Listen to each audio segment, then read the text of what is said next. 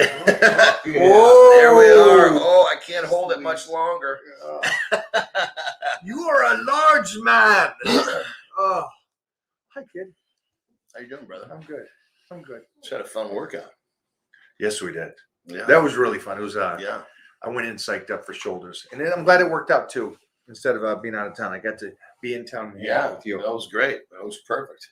So I want to ask a couple questions. Yeah. Because I was watching these things, these YouTubes, some bright individuals Okay. that were talking. Yeah. But they were so focused on the one aspect of just exercise for muscle building.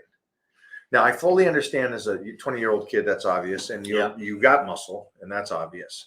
And I tried to figure out how is my training or our training or all these guys that are still doing it today's training differently than the millions that couldn't sustain or keep doing it or the body broke down. Well, I mean, there's a whole lot of reasons, but let's go to the ones that actually the big ones first. They're training, they're getting too specific. Sometimes you got to look at things more as a whole. You got to put pressure on the body. You got to put pressure on the skeletal system. What do you mean pressure? So when you're training, you can isolate a muscle, and that's great. Isolate some muscle at the end, like in our training today.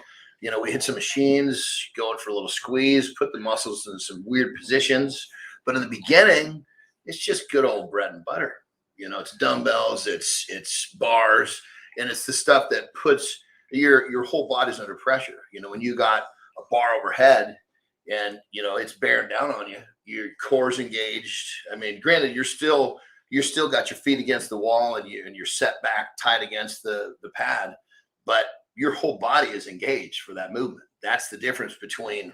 And we saw one guy he was sitting there doing one of these things, doing like I don't even know what you call it. I don't. A low pec fly in the bottom cable. Yeah. Something that you should be doing if you're warming up backstage for a bodybuilding contest, possibly. Especially. And the guy was like dripping wet, 103 or 4 pounds. Clearly was trying to put on some muscle, but he just, it's like you said, it's a whole lot of misinformation. People are focused. They're looking over here when they need to be looking over here. They're just completely focused in the wrong spots. So for you, when it comes to lifting and you keeping this density, this muscle that is on your body, it seems for me hanging out with you guys now for a bit, nutrition is still number one for you guys. Absolutely. I'm trying to find the one person that says nutrition's not it. Well, here's the thing. Anybody that knows what they're doing is going to agree with us. You hear the saying, you can't out-train a bad diet. But now, isn't that just a statement that's not real? Well, I mean, I'm sure we've all met a few people who genetically were in such a good position they could eat poorly for a while, but then it catches up to them. Like when I was wrestling with New Japan, a guy named Shelton Benjamin. Shelton. Shelton. What's up, Shelton? Yeah, Shelton. Shelton's great. He used to sit literally right across the aisle. And I'm doing what I can to eat properly. I'm eating hard-boiled eggs, and they used to get pissed off, so I'd peel the eggs and land on the floor. So I just started eating the whole thing with the shell and all. But anyway, I'm eating whole eggs with the shell. I'm looking across the aisle, and Shelton is eating Kit Kat bars. I see you, buddy. He is eating everything that he wants to eat and has zero concern with what it's going to do for his body. Let me explain to these guys what Shelton looks like, too. He Yeah. looks like a superhero, round shoulders, beautiful, and a beautiful human. Mm-hmm. He eats correctly now, though.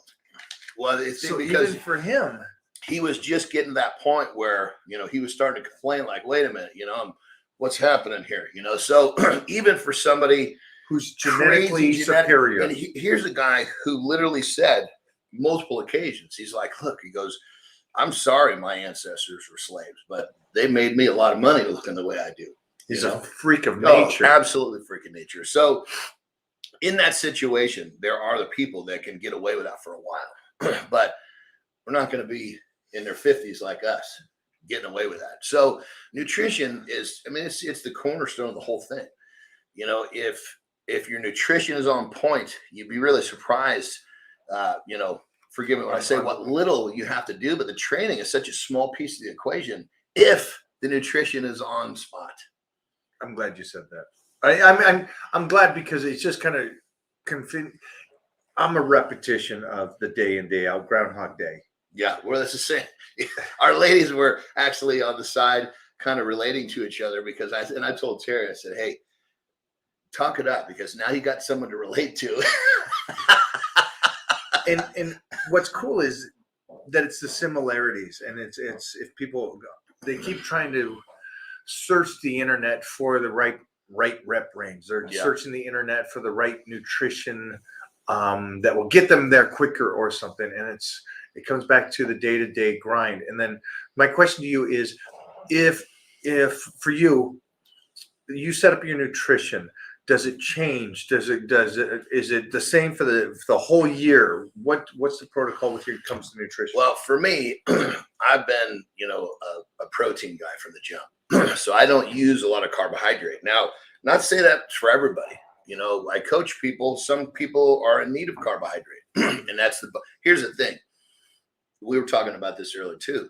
The body has this language and it'll talk to you. The question is, do you understand the language? Most people don't understand the language, but my nutrition is what you're going to find that never changes. You're going to find that I'm eating every few hours and I'm eating protein.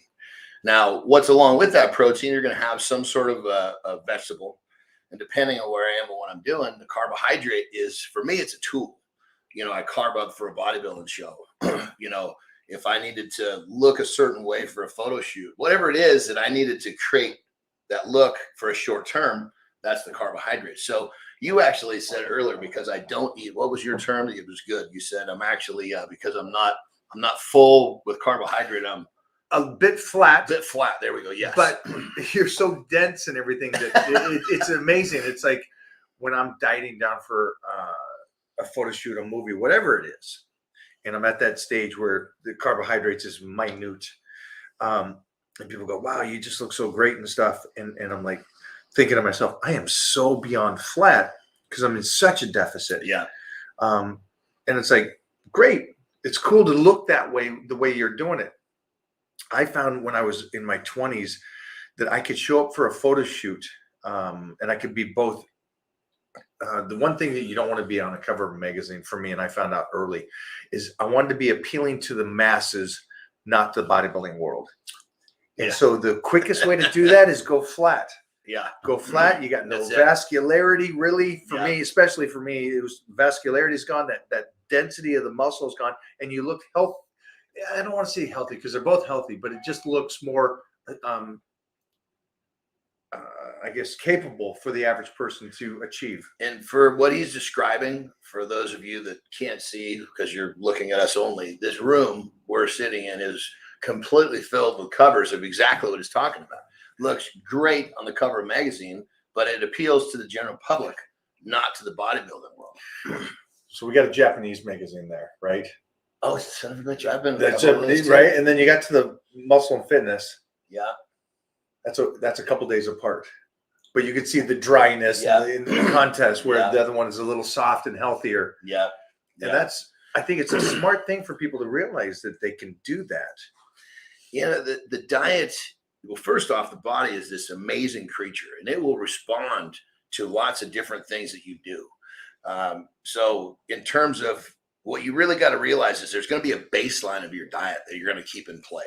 Yes. And that baseline is always going to exist. And obviously from there, you have, you're dealing with timing, you're dealing with carbohydrate, you're dealing with, meal frequency. Obviously, and I tell people all the time, if you eat 3 meals or 4 meals, take the exact amount of food and make extra meals. If you eat 3 meals, eat 5. If you're eating 4, eat 6 or 7. But why can't they just all? I wake up, I'm not hungry. I can just go through the day, and then I have all 4 or 5 meals at one time, and then go to bed. They talk about that. Why can't I just do that? Well, okay, think of it like this: you're driving, you're going to take a trip in a car, right? Well. And you know that it's going to take 50 gallons of gas to get from point A to point B, right? You're going to pull into the gas station and try to put all 50 gallons at the start of the trip. It's not going to work. You want to maybe go halfway and then put some more gas in, because if you try to put it all in right away in one time, it's just going to end up on the ground. The spillover effect. But these experts tell you, and they're so good at this, and they're so articulate and bright. And even though they visually show that not doing it and can't do it, they say it, that you can go fast the whole day, eat your meals before bed, or eat your 2 meals after 5 o'clock, and everything's fine. Well, I guess we really have to start to understand the definition of expert. Okay. I'm going to agree with you on all this, expert. It is frustrating for a person that loves this and knows that food is so amazing. Yeah. Not just, and again, bypass what you look like, because you are a walking solid muscle of artistic Greek god statue, but it's about your health and what you're able to do. You can put a bar behind your head. You can be athletic. You can go out and run. You can go all do these things. And it's because you're an athlete and healthy at your age, not broken, which most people are. Yeah. I mean, we meet these guys. Well, I got a bad back. How old are you? 25. 100%. And keep in mind, I've actually had some injuries. All of mine were in basically done a competition we were talking about before. You got to train hard, train aggressive, train smart, but you shouldn't get hurt in training. If you're getting hurt in training, you're doing it wrong. Day of competition, that's when the little all hang out. That's where the problems are going to be. But what I'm getting at is I've had some, pretty bad back surgery, but I'm still deadlifting. I'm still squatting. Why? Because I'm in the proper position. When I'm in the proper position and I feed my body properly and allow it to recover, it will continue to generate, not degenerate. Let me just, you guys got that. You guys fully understand that. He's strengthening the body. Injuries are going to happen. You can't run away after that. And that's what I've seen through my years in this industry, is that the one injury finishes guys. Yeah, totally. They're one injury away from retirement. Well, I mean, and if that injury somehow puts you in a wheelchair, then I might understand that you don't train legs anymore.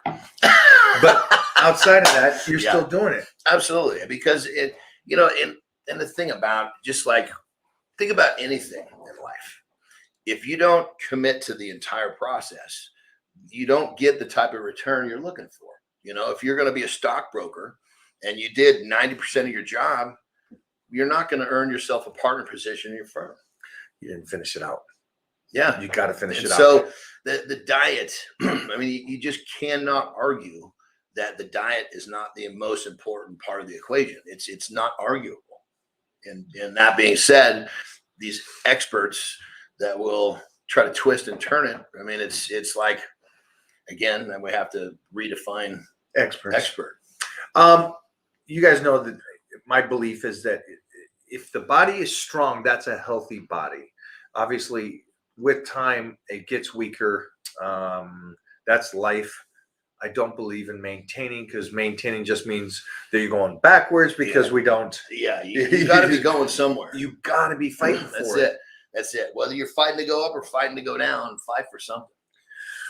There you guys go. We're going to take some questions too here. I want to talk to him about, a lot of you guys are finishing up on the Titan Challenge that we're doing right now, this lean bulk. And so a lot of these guys are doing the lean bulk, where I'm trying to get them better range of motion with the exercise program I put together, and then also their bodies to function off of all foods. Because one thing that I never ran away from was all foods. And so I still have the breads and the pastas and stuff, because I want my body to be able to utilize it. And something that I've noticed is that bodybuilders, and I don't know why this is, I don't know why society thinks that when they see a bodybuilder in shape, they're thinking that body is functioning at 100%. Now, I'm talking about the guy that got ready for stage. The guy that's doing 2 hours of cardio. The guy that's in a deficit. The guy that's doing everything and training twice a day. I'm like, they're the worst at that point. He only looks good under those lights. If he walked down out off the stage into the lights, and he looks sick. When you're show ready, you're basically at that point, you have one job, and that is to look good on the stage. To look perfect. We're not worried about performance. you're not worried. I mean, I hate to say it, when you're dried out, you're not even terribly worried about your health, because when you get too dehydrated, there's a risk. Yes. So, yeah, I mean, it's for sure. I mean, the body is a crazy, amazing creature. It will go from that position of where when you look really, really good, it's not always really, really healthy. A lot of times there's a big process, and, going from, call it the off season to stage ready, you're staying healthy a pretty good chunk of the way. But stay in that for a second, because I want to go further on that. And I want these guys to understand it. You right now are off season, and you're eating, and your girl is, and Mona is, and I am in that range now. And I want these guys to understand, yes, on stage is beautiful. It is a piece of art. It is gorgeous. The body's not functioning correctly. Off season, you might be carrying a little bit more. You might be taking in more calories.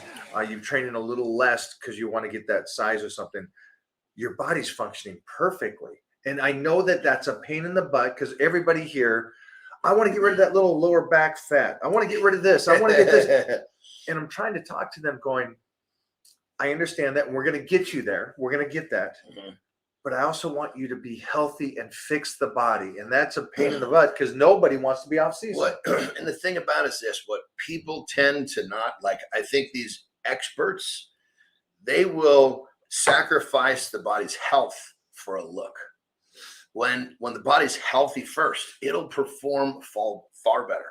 When it's healthy, and it's really healthy and happy, it will get rid of that last little bit of body fat, because it's not threatened for its existence. The body, it lives in either thriving or surviving. That's why I call my program. Oh, that's great. Say that one more time. That's why I call my program Deep Water Thrive. Deep water is my philosophy of being, get off the goddamn couch. I love it. I love it. But thrive or survive. The body is going to be. There's a line. It's going to be on one side of the fence or the next. So when you're in a deficit, what are you doing?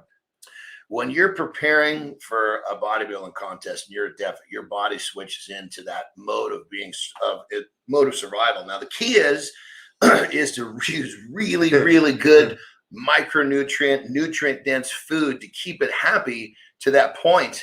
Because when you go into a deficit, it starts chewing up its own tissue. There's just no way about it. But if what you're eating is really giving it a lot of nutrient value, it's going to be a little bit more, it'd be a little more trusting to go a little further before it starts really going to that survive mode. And once it goes in that survive mode, you're fighting it. It doesn't want to give up body fat. Its body fat is its savings account. I mean, I think for most people, you want to have an X amount of money saved. So if somehow you lose your job, you're not homeless. Well, the body looks at its body fat storage much like your savings account.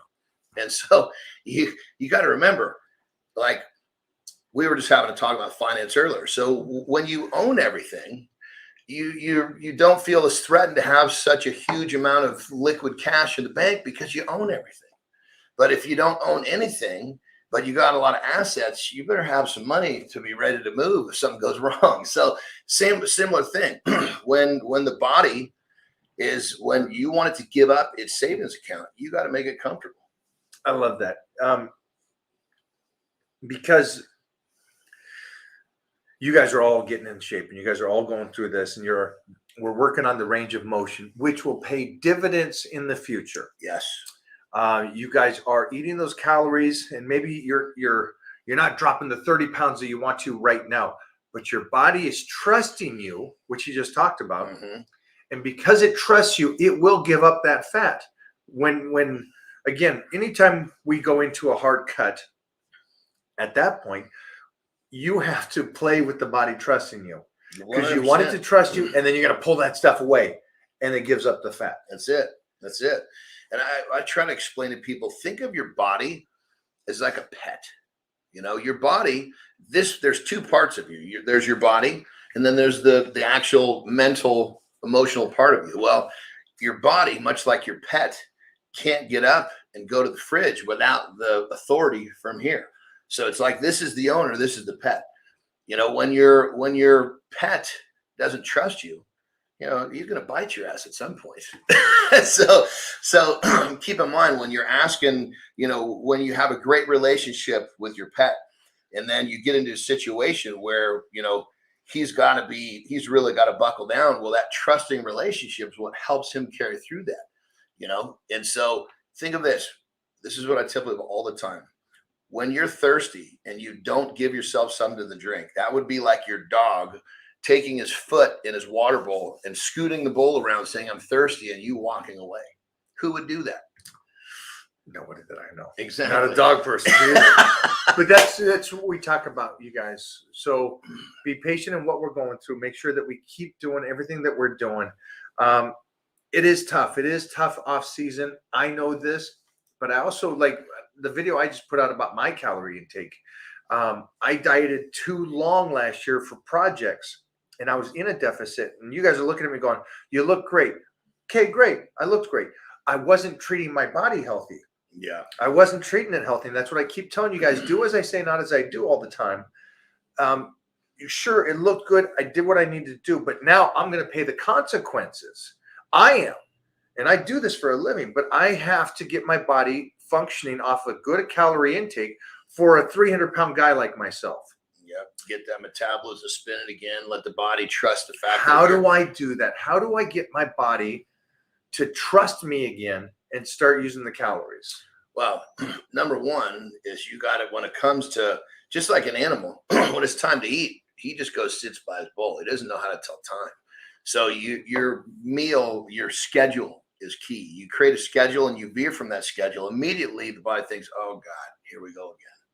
So when you set forth a pattern, that pattern is far more important than you realize. And what I tell people is if you're in a situation where you're maybe in a day where your food intake may be a little erratic, one hard-boiled egg, let's just say it's time to eat, you got 30 minutes, a single egg will buy you that 30 minutes. And hard-boiled, the best part about it is you could leave that son of a bitch sitting in a Ziploc sack on the dashboard of your car, and it won't spoil for the day.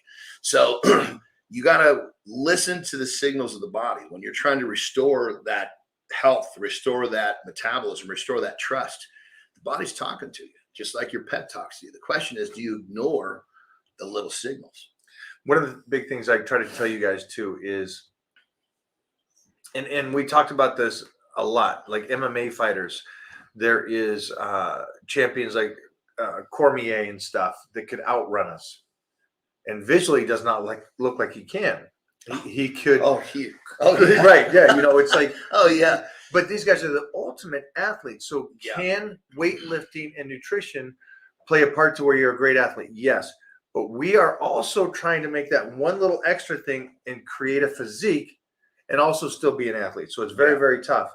And so by being in that deficit for that window of time and training and doing 2 hours of cardio and doing the 2 hours of workouts and doing the sleep when you can, I'm not treating the body correctly. And so when I put food back in, it goes, wait a minute. Whoa. Yeah. Whoa, you were just starving me and you were training me like a madman. Now you're not training much and you're feeding me too much. Yeah. I don't want none of this. Yeah. I just got used to dealing with this over here. Yeah. Why are you traumatizing me? And I try to tell these people, like, that's why you see a lot of, especially these women in the health and fitness world, blow up after a show. Yeah. And it's them staying in the process that gets them back in shape and gets their body functioning again correctly. Yep. Yeah. Well, one thing that you had mentioned a few times in here is it takes time and you have to be patient. I want it now, though. Yeah. Well, and here's the thing is that we talked about the body's trust, the body adapting to things and becoming comfortable. It doesn't become comfortable with a 30-pound loss in a short period of time. It doesn't become comfortable with a 30-pound gain in a short period of time.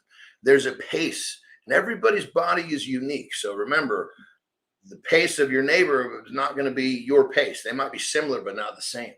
That's great, too, because I just want to say this. There's right now people on here that have lost 150 pounds. Great job. Now there's others that have only lost 15 pounds. Yep. But they're in the same fight. It's just their bodies are different. Yeah. And based upon, a lot of times it has to do with what the body's been through. If a body's been heavily traumatized for a long time, it's going to it's going to move slower. It doesn't want to start the path of adapting and being comfortable with the process, whether it be up or down. If it's been traumatized, it's going to be a little slower. So again, when you make the body healthy first, then it will actually be much more friendly with moving down your path of aesthetics.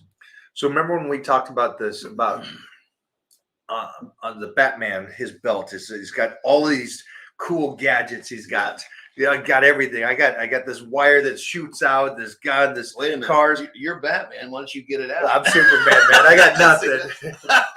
but the cool thing is, I always try to tell them, the more arsenal stuff we have, the more stuff we have on the belt that we can go to, the more we can keep moving forward. Yeah. The less we have, Yeah. or if we've used everything, the movie opens, I used everything. Now Yeah, what? well, yeah, totally. And I got more guys coming. Well, it's like a toolbox. You know, you've got these tools at your disposal, and the idea is to use the tools that you need to get what you want. Don't take every tool out. You say that your progression is going to move so quickly. If you can get your progression maxed out using one or two tools, why pull 30 out? Because you're going to need those tools. They think down they the can go to road. 40 or 50. Yeah. So listen to what I was saying. If we can, like I talk to you guys all the time, to train at 60 or 70%, and that way, if we need to, I can take the leash off and go to 100. Mm-hmm. But if you're getting in shape off of 70%, Yeah, and you're on the side of the fence of not overtraining, yes. gold. Well, I mean, look at what we did today. How many we did? How many behind, sets we did? We did behind the neck press. We did some incline press, and then we did some supersets of machine stuff. And we're talking about, total work sets. We're way under 10. Yeah, way under for 10. Shoulders under 10, and shoulders. There's a lot of angles to be hitting there. So again, what Mike's saying about 8 sets. There we go. I did 8 working sets for shoulders. By working at that, when you're able to make progress at that 60, 70%. Now, here's the thing. Think of it like this. Sustainability. If you had to work at 100% all the time to make progress, that will wear you out. It's kind of like, think of it from your job. If you could show up to your job and work at a pace every day that you knew was comfortable and you could do it until you retired, that would be, it would be something that you knew you could do. You'd be happy to do it. You wouldn't be worried about failing. Oh my God, I don't know if I can do this again tomorrow. Versus, you're working at a pace that you can't continue. It's just you're basically at some point you got to breathe again. It's what Mike is teaching you is not a hold your breath program, because you hold your breath, you make a bunch of quick gains, and then you start to breathe again, and you go right back to where you started, then usually even a little bit more backwards. so that's huge. So just so you guys understand, like I was saying, we did 8 sets, but we did 1, 2, 3, 4, 5, 6 exercises in 8 sets today for shoulders. Now I'm eating a large amount of calories, and it's great. I could jump on cardio to help speed up the metabolism. I could work out more, would speed up the metabolism. I don't want to train to burn the calories. I want my metabolism to kick in to burn the calories. And that's the patience. And this is a frustrating time for anybody, and especially for me too. But I'm going to wait until the body kicks in and goes, we're using these calories. We trust you. Then what would happen at that point when I'm eating a lot of calories? I'm not training too much, no cardio or anything, and my body's using the calories. Could I train more? I mean, this is what he just described puts you in a muscle growth. You're going to be building muscle at this point, because you've taken your work capacity, you brought it into a place where you're not overtraining. You're bringing in enough food that you're in surplus. Your metabolism realizes your body doesn't have to conserve. It's going to come right out of that survival mode and start to thrive. Keep in mind, when the body's happy and it's trusting you, it doesn't really want to store body fat. That's one of the things you got to understand, is that, have you given the body reason to store body fat? It works, and it's like signals. It's almost think sometimes working with the body would be like if someone was too far away to hear them, but you could just use arm signals, and you got to learn the arm signals of the body. And not again, easy. We're not saying it is. It takes time for sure. But the bottom line is, one of the things I love you said too is the metabolism will do the work for you. See, you can stimulate your metabolism with food and exercise. Oh, shit, I like to eat. So if you can eat to stimulate your metabolism, why would you want to train too much? Again, I hope you guys understand this. Now, I understand that you guys will go, well, I want to train because I'm a beast. You got two guys in front of you that know we train too much. And I'm saying, and I should probably say, there's the training you want to do, and then there's the training you feel like you have to do to try to get further down the path with getting in shape or doing what you're doing. Big statement. So that's what we're talking about. The training you want to do, that's of course that's a no-brainer. It's doing the shit you don't want to do to get in shape. Well, I'm gonna always recruit my metabolism to do most of that work. So when it comes down time for me to peel off that last little bit of body fat, when I'm getting lean, you're not catching me doing cardio early. It's late. Because you pull that tool out. You guys know this. You pull that tool out too soon. Okay, now it's part of the equation, whether you like it or not. You stop. What are you going to do now? And you guys fully understand this. We just that was gold. Everything he's saying here. Let the metabolism. You guys know that we believe in having that function perfectly, and that's why his girl and my girl walk around looking like they do, eating like they do. Because they do the most minimal amount of work to still get better, and they eat and they feed the body correctly, and they're on the side of the fence of not overtraining and not doing too much.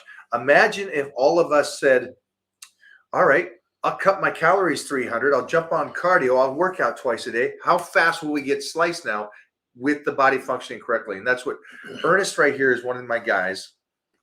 Ernest, hey buddy. So Ernest is great because he came to me and he was doing 2 hours of cardio. He was training like a beast. He was in a deficit. We pulled him off an hour of cardio. Yep. Pulled his training from 100 down to 70. And I said, just do the 1 hour right now with less work and everything. Instantly started losing weight. Isn't it crazy? Is that awesome? Yeah, because again, it's just like there's. And just like Mike said a bit ago, these signals are not easy to learn, but we've been doing this shit so long. We can look at a situation and go, okay, this is the problem. Let's pull this out. Let's do this. And usually when we get done rearranging things, it's easier for you and you get better results. The idea is that people come to me all the time like, just kill me. They do that. They go, give me the last spot, let me give it the hard spot. What's that? They always go, you did a dry out or something. And you changed so much. I just want that. Yeah. I just want that stage. But here's the thing.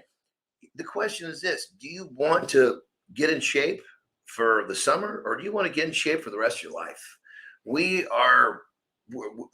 two of us have been in shape. I'm trying to think. It's been at least 20 plus years. I give people that I coach, I'll try to find a picture of me in the last 20 years, maybe 25 by now, where I don't have abs. No, see, that's great. Because we're big, we stay in shape all the time because we understand how to maneuver all of this.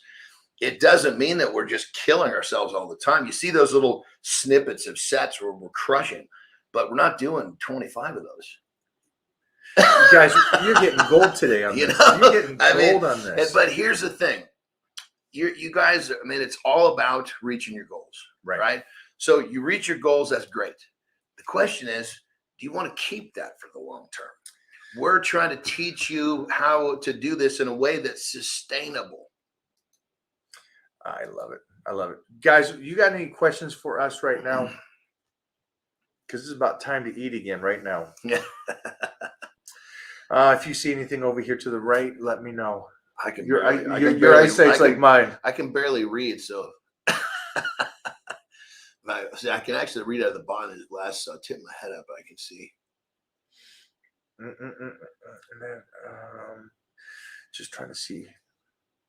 Let me jump back up here. Let's jump up here for the beginning. Just hello, everybody. Man, thank you for everybody. Yeah, a lot of involvement here. Coach John, I love it. I love it. We got some people. We know.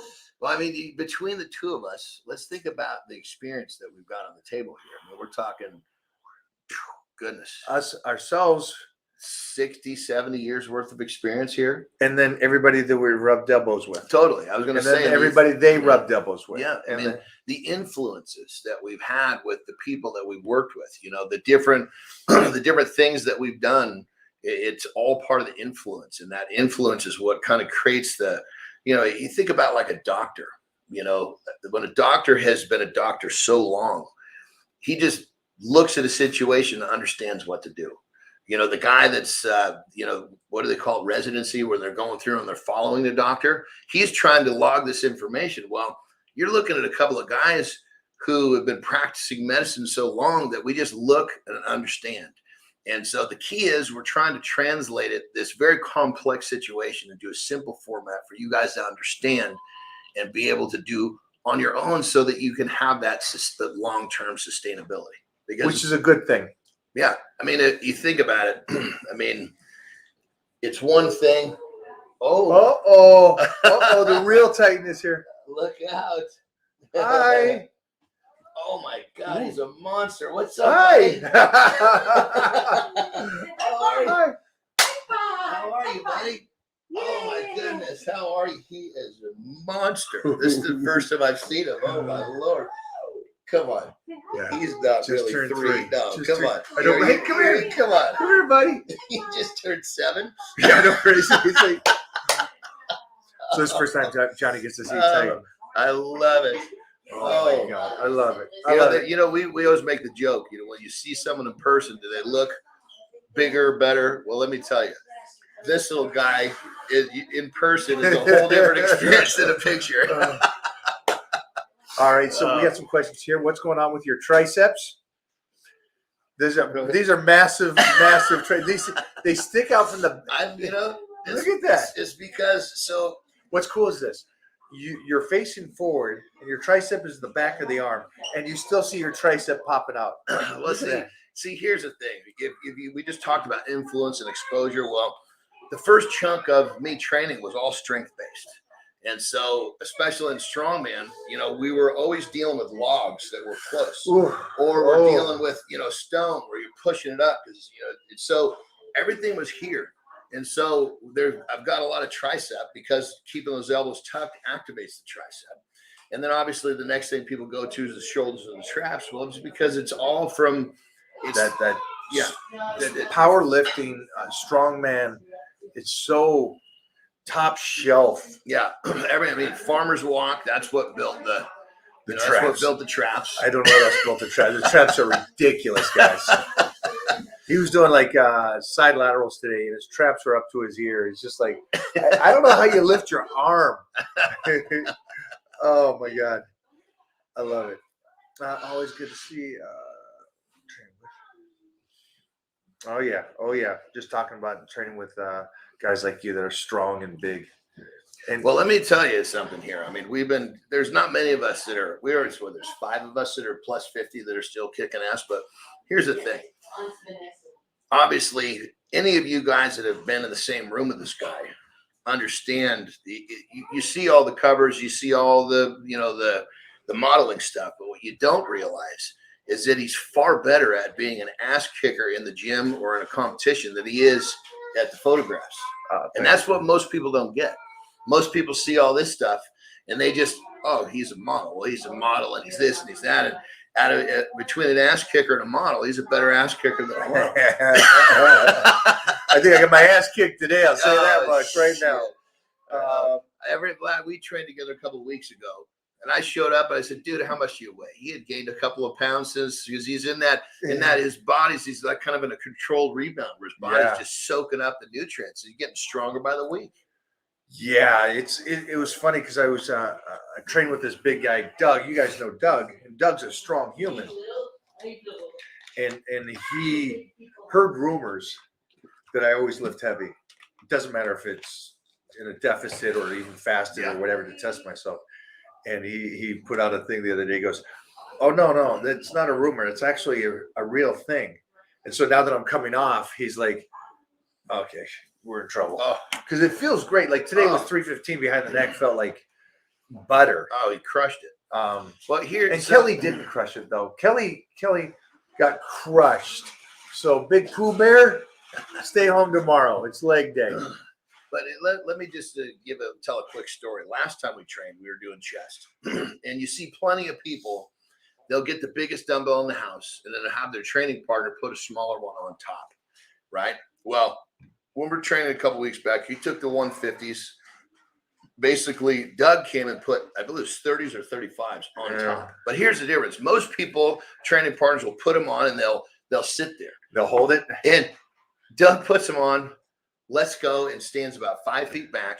And the control that he had with a 150-pound dumbbell and another dumbbell on top was just frightening crazy. Like, how did it keep in mind, he doesn't use wrist wraps. We're talking skeletal strength. We're talking connective tissue strength, and of course, muscle strength, which creates that control that can have a 150 with no wrist wrap and a 35-pounder sitting on top. So, he's making all this up, guys. None of this actually. Now, see, you hear him talk about superhero, right? But here's what you don't know: he's all of them. He just said he's Superman, but no, he's Batman also. He's just not telling you. Okay, somebody has a question here. Can you read that? If you're going to go on stage, then I would say perfect practice makes perfect. I think that's what it said. Practice does not make perfect alone. You understand that? Maybe I read it. Okay. If you're going on stage, boy, I'm 50 years old and I read like a fifth I'm the same way as you. If you're going on stage, then I would say perfect practice makes perfect. Practice does not make perfect. So you're saying practice perfectly. Yeah, I would say I agree with that. I would say that it's each workout doing the very best you can for each workout is going to do it. I think Jordan said something like that. And Kobe is just like they practiced, if not as harder in their practices than they did in their game. Yeah, you want the game to be more of like a practice, more like a warm-up. When you do it right, like in my strength days, I would do a mock contest on Sundays, but I would do multiple sets. So in a contest, you're doing everything once. So I would do 2, sometimes 3. So I was putting myself through, something even harder. Yeah. So then when contest time comes, you go out, you do your event. Well, you're not doing 2 more. You get an hour break till the next one comes around. So yeah, I totally agree with. I love that you do little quirky things that I try to find too. We try to make it harder on ourselves, regardless, before the actual date. Yeah, and it just sets us up to continue. Well, it's like that. Prepare to be successful. Tomorrow's success is planned. Today's success is planned yesterday. Tomorrow's success is planned today. And if you live in that structure of thinking, then you're always realizing there's something that you want to be extra prepared for. And your behavior patterns are going to lead to whatever is necessary to make sure that day is successful. I love that. Guys, we're going to finish this up. So a couple more questions here.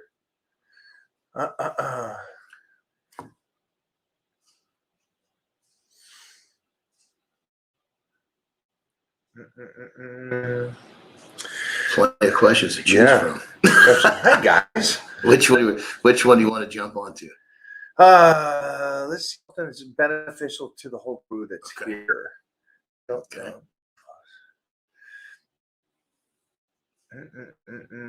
Oh shoot, man! Sorry. You guys remember Jeffrey's here too. So the negative and stuff, that we don't do that.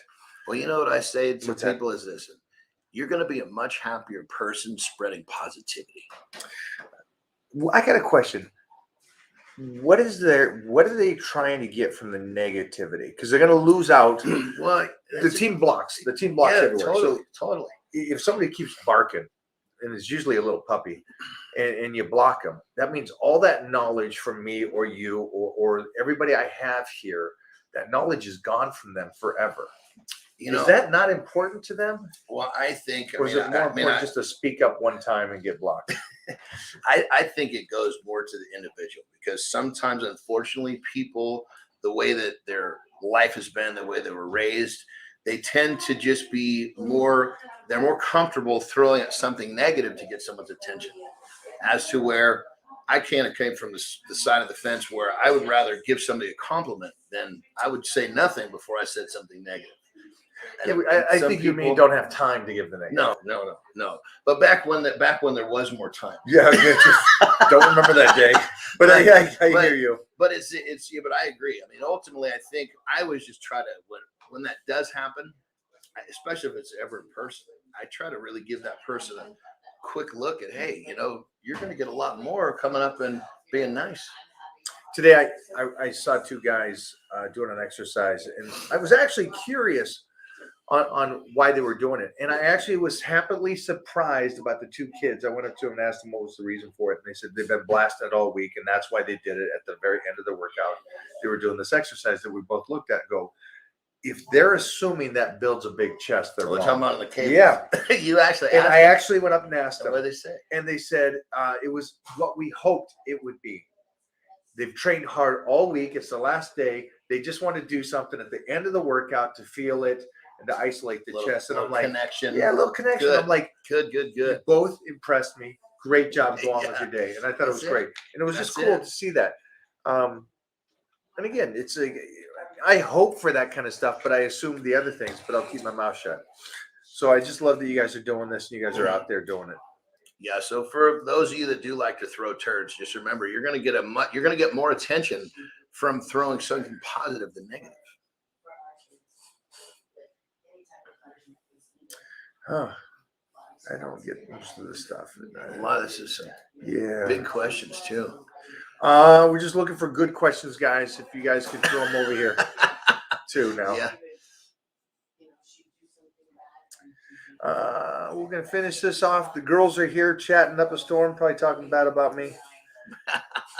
Well, it's good now that they can relate to each other, since we're, that we live our life in this rhythm, kind of Groundhog Dash, because this is the rhythm that allows us to get where we want to go. And now they can relate to each other, and they can basically have someone that understands exactly. This question here is: after the age of 45, have you dropped your test to 200 milligrams per week? I learned the hard way. Testosterone, I don't know what you're saying, but if you're talking about your testosterone at 45 is dropped, testosterone doesn't work that way, guys. Just so you guys understand, I was talking to my boy Clark Bartram yesterday, who's 58. His testosterone is at 760. I also have some Titan crew members that are 24-year-old kids, and their testosterone levels at 200. So it's the individual. It is not this golden rule that everybody's working fine. And going back to some earlier part of our conversation, when the body's healthy, it's going to be, all of its systems, including the endocrine system, are going to be firing, much better. So when you're taking care of yourself and your body is healthy, you're going to optimize your own testosterone release, versus if you're eating processed food, you're not caring for yourself. That's one of many ways that your body's going to slowly start to shut down. So again, obviously not everybody's perfect, and we know that. And you guys know that I got a lot of you guys that have body problems. There's issues, there's digestion problems, there's testosterone problems. We get that. We understand that. But our steps are, again, it's not about our muscles, it's not about our strength. It's about us getting better. And so no matter what you are, that's why I always say, get a blood test. Get blood tests. Find out what's really going on there. Yeah. Let's see what's going on. Don't be, I just got my heart checked, right, guys? You guys saw that. Went in and get the EKG, got to do all that, doing the scan and everything. But don't be a macho dude thinking you don't need to get that stuff checked. Get out there, get healthy. And young kids, you guys, young 20-year-olds, get checked. Make sure that everything's going good. That's it. Well, the thing about too, on that level, younger kids today are exposed to a whole lot of foods that are not healthy that we didn't have to deal with. We didn't have that. And so the current state of food today, it's very difficult to understand, to eat in a way that's going to actually help your body progress, because we've been so polluted with poor information and, gurus who think they know, and gurus who are happy to basically throw your health aside for a look.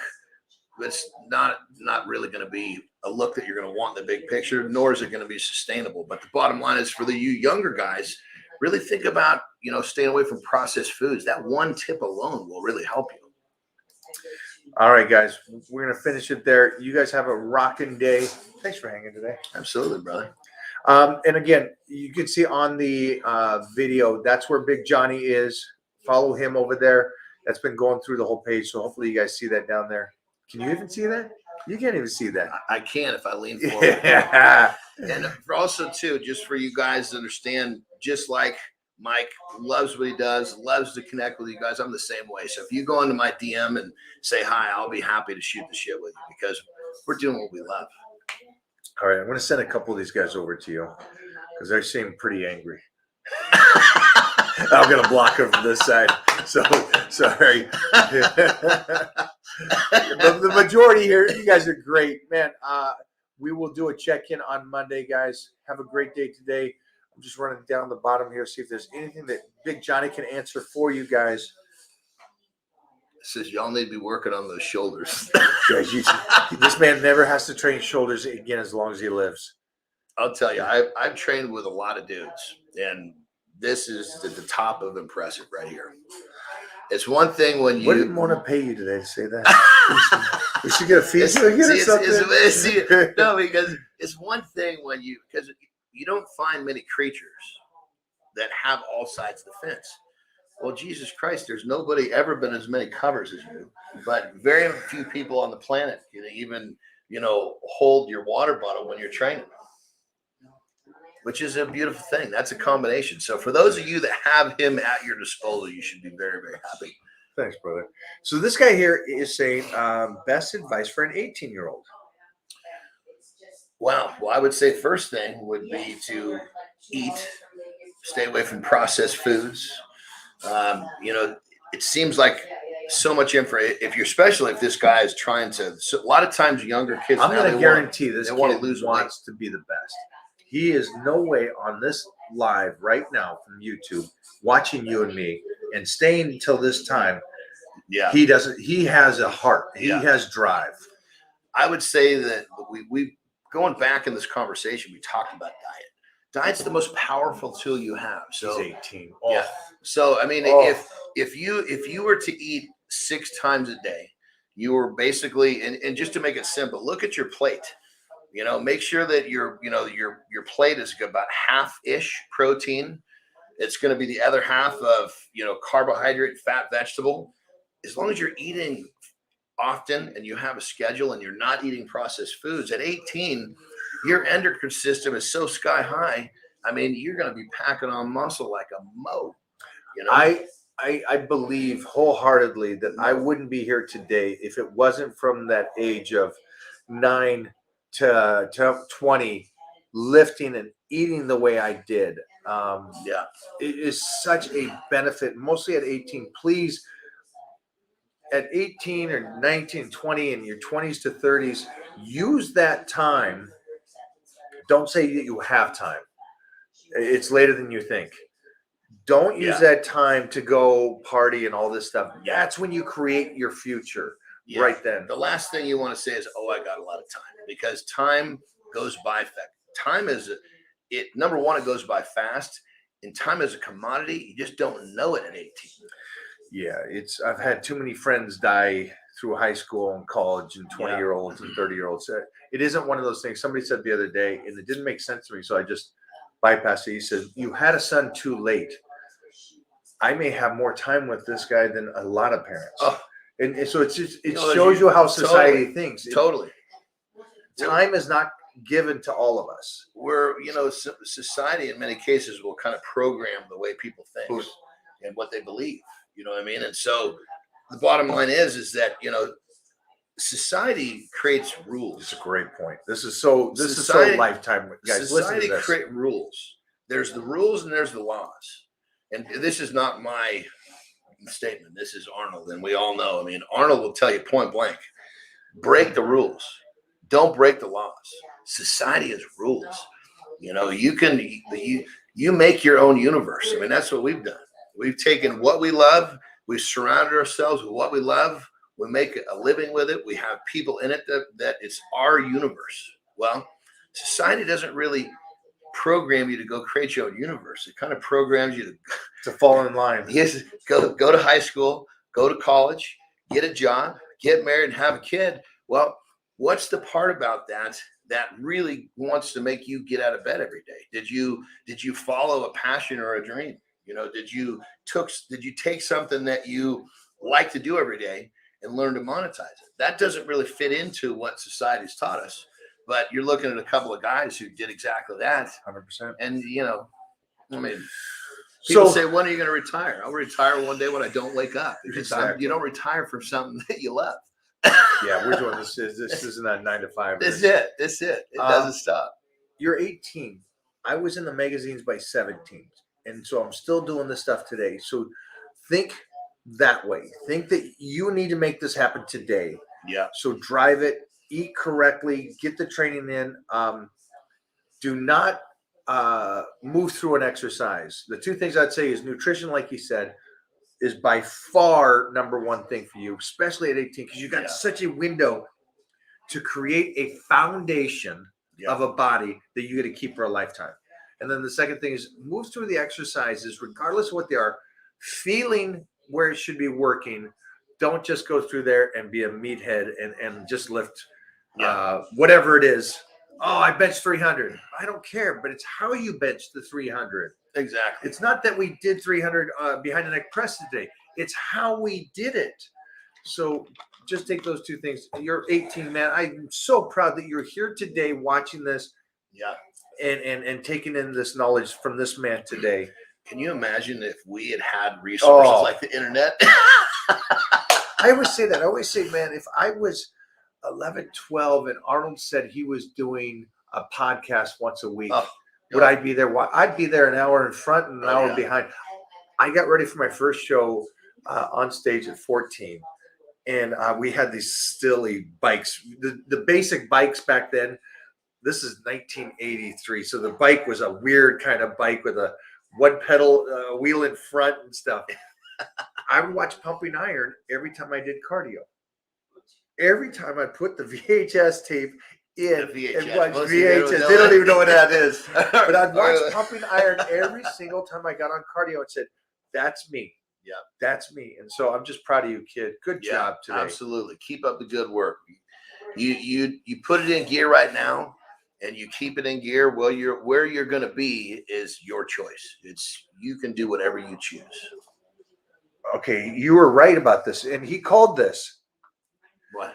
The kid is 20% body fat. Okay, so he's 100 kilos. He's 242-ish, 220-ish. And I'm trying to get ripped. You're probably not eating enough when you're green because the experts tell you to get in a calorie deficit to lose body fat. Well, at your age, you need to be eating, you need to be eating red meat. You need to be drinking whole milk. You need to be eating all the nutritiously whole foods, and then you need to be active. Okay, here's something that nobody's going to understand this. And I'm going to say this, and I want you to talk about this because you know this better than I do. I didn't have an emotional problem with food as a kid because I started dieting at 9. And I don't remember much before 9 years old. So when it comes to food, I've always had a great relationship. And I know food does what I want it to do in a sense. So I know that I'm building muscle, I'm getting energy, whatever it is. Frank Grillo's a friend. And he is in incredible shape. He's 58. He does all these movies, right? You guys see him. He's an action hero. Besides great actor and everything.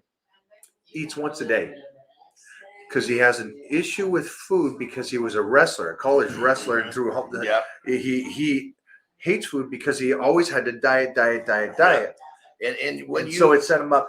He succeeded because he's a savage. Now you had a different issue, right? When it came to food. I mean, ultimately, see, the two of us were polar opposites. He was the guy protecting me when we were teenagers. Not literally. Listen to what he says here, though. Not literally, because we were obviously not the same, but there were the people like Mike who were coming to rescue me when I was being picked on.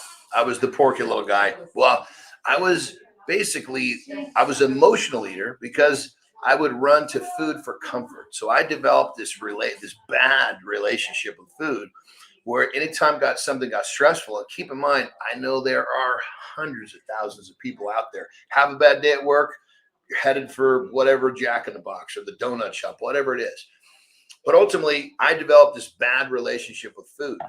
And part of my system that I actually coach today, it's totally organic, I developed myself, was because there was no magazine. There's magazines, but it wasn't like you're geared toward helping people. It was just pictures. There was no internet. So many workout.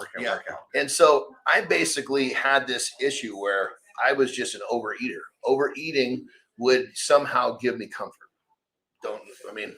It is what it is. So I basically realized that, okay, I can't stop myself from overeating. So I started changing what I was eating. But ultimately what happens is, for those of you that have negative relationships with food, you have to understand what it is, what your triggers are, and then you have to kind of set up a blockade, so to speak, where you can operate and be sheltered from those triggers. Because when you have a trigger, like for me, it used to be, I have control of it now. But to be totally honest, if you gave me a cookie, it would do something to my head, and I would have a hard time not eating all the cookies in the house. I always say 1 is too much, 100 is not enough. Exactly. Because I'll down the whole. You can't give me 1. Yeah, it's too far now. That's I it. have to eat the whole pack. That's it. So on that level with food is, if you have that negative relationship with food, it's very important that you rebuild some of the fundamentals of it. You have to realize that, like the buddy you were talking about, that was trying to make weight for wrestling. So he was so used to starving himself. He developed a different type of negative relationship. But you can overcome these, but it takes time and it takes some discipline. And you develop the discipline as you move forward. It's not like you just snap a finger and say it's over.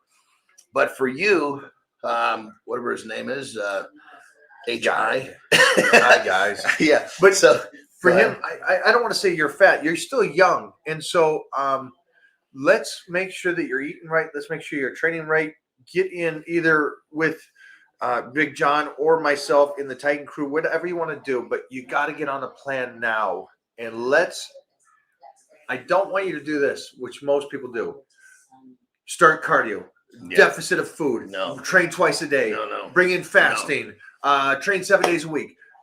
Information is what you need. And what we do is we help you understand what to do. We're not selling potions. We're not selling. We're selling information. Our programs are based upon helping people understand what to do for their bodies to reach their goals. And so when it comes down to it, what Mike said, you've probably been filled with a whole bunch of information that's totally wrong, because the right information, we're not putting this shit on message boards. No. So totally what he said, get with one of us, get with somebody who knows, because what you need is the proper information. You want to answer that question there? What is it? Oh, right there. Yeah.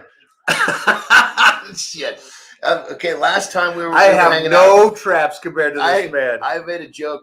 He had one of these bottles. I had one that was slightly bigger, and I said, okay, this is the only thing that had this bigger. Maybe I can claim the traps, and that'll be the end of it.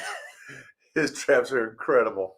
All right, guys, we're gonna leave it there today. You guys rock, man. We'll talk soon.